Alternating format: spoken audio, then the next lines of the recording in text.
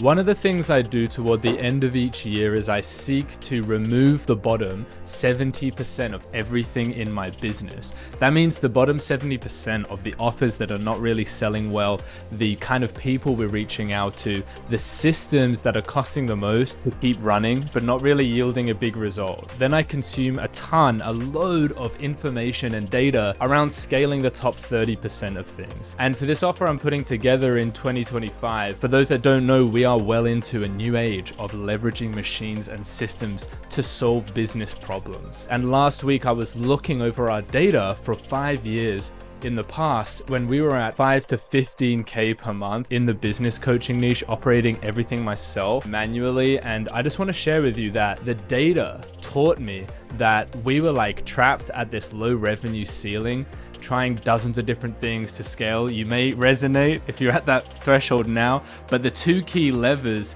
that took us to consistent 30K per month within the following 6 months were just two things: hiring someone to do outreach for us and teaching them to track the data, the acquisition numbers. Before this, I had no systems in place that were proven. I had no time for client acquisition and delivery both, or to be consistent with outreach. It would take me like 6 to 8 hours per day just to do the outreach and the setting and track my numbers, and then close as well. On top of that, I'd hired setting agencies before and wasted 20K there because it just didn't work. So I worked with this guy eventually that taught me how to delegate just the outreach and the data tracking. He taught me the art form of micro delegation, and just that alone liberated 4 hours per day. And all it cost me to do that was like $3 per hour for someone to do that. And so I thought I wasn't scaling because of like all these things, my content, all these other things, but really it was just I didn't have consistent leads coming in and I wasn't tracking the data,